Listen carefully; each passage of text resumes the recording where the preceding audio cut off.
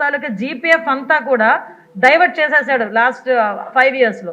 దానికి కోర్టుకి వెళితే టెక్నికల్గా ఏం చెప్పారంటే అన్ఎక్స్పెక్టెడ్గా వెళ్ళిపోయింది డబ్బులు, మాకు సంబంధం లేకుండా వెళ్ళిపోయిందని ఆన్సర్ కూడా గవర్నమెంట్ నుంచి కోర్టుకి వెళ్ళిన పరిస్థితి కూడా మనం చూస్తూ ఉంటే సిగ్గుపడాలి ఈరోజు. అంటే వాళ్ళు దాచుకున్న వాళ్ళ సొమ్ము కూడా వాళ్ళకి తిరిగి ఇవ్వడానికి కూడా లాస్ట్ గవర్నమెంట్ 5 సంవత్సరాల్లో కూడా జగన్మోహన్ రెడ్డికి మనసు రాలేదు అధ్యక్ష. ఈ రోజు తిరిగి పోలీస్ వ్యవస్థల గురించి, విధానాల గురించి, రాజ్యాంగం గురించి ఆయన మాట్లాడుతుంటే కొంచెం మనందరం కూడా ఇబ్బంది పడాల్సిన అవసరం ఉంది అధ్యక్ష. లాస్ట్ 5 ఇయర్స్ ఇంకోటి అధ్యక్ష, మనకి వెహికల్స్ గురించి కూడా ఇందాక చెప్పారు. వెహికల్స్ గురించి కూడా చాలా క్లియర్గా చెప్పాం. డెఫినెట్గా కొత్త వెహికల్స్ తీసుకోవడానికి గవర్నమెంట్కి ప్రతిపాదన పంపిస్తున్నాం అధ్యక్ష. ప్రతి చోట కూడా వెహికల్స్ మీరు అన్నదైతే వాస్తవం అండి.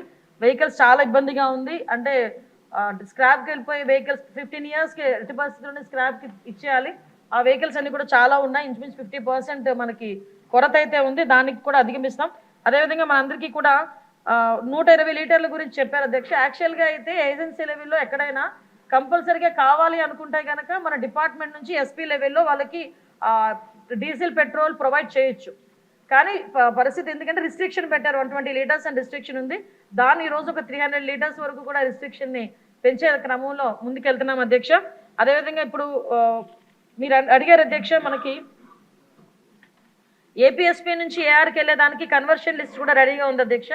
దీనికి అతి తొందరలోనే వాళ్ళందరికీ కూడా ఏపీఎస్పీ నుంచి ఏఆర్కి పంపించే ఏర్పాటు కూడా జరుగుతుంది. ఒకటి మాత్రం క్లియర్ అధ్యక్ష, ఈరోజు ఏ శాంతి భద్రతలు అయితే వాళ్ళు మాట్లాడుతున్నారో, జగన్మోహన్ రెడ్డి వాళ్ళు మాట్లాడుతున్నారో, అంటే ప్రతిపక్ష నాయకుడు కాదు కాబట్టి అసెంబ్లీలో పులివెందుల ఎమ్మెల్యే గారు మాట్లాడితే ఆ ప్రికార్డ్స్ తీసుకొని వచ్చి శాంతి భద్రతలకు మాట్లాడుతున్నారు. ఒక్కసారి బ్యాక్కి వెళ్ళాలి అధ్యక్ష. శాంతి భద్రతల విషయంలో శాంతి భద్రతలను కాపాడుకోవడానికి అసలు పోలీస్ డిపార్ట్మెంట్కి వాళ్ళు ఏం చేశారు? ఈ రోజుకి కూడా చాలా క్లియర్గా చెప్తున్నాం అధ్యక్ష. పోలీస్ డిపార్ట్మెంట్ని రాజకీయ అవసరాల గురించి కాకుండా ప్రజల భద్రత గురించి, శాంతి భద్రతల విషయంలోని కూడా మేము ముందుంటామని మనస్ఫూర్తిగా మీ అందరికీ కూడా తెలియజేసుకుంటున్నాను అధ్యక్ష.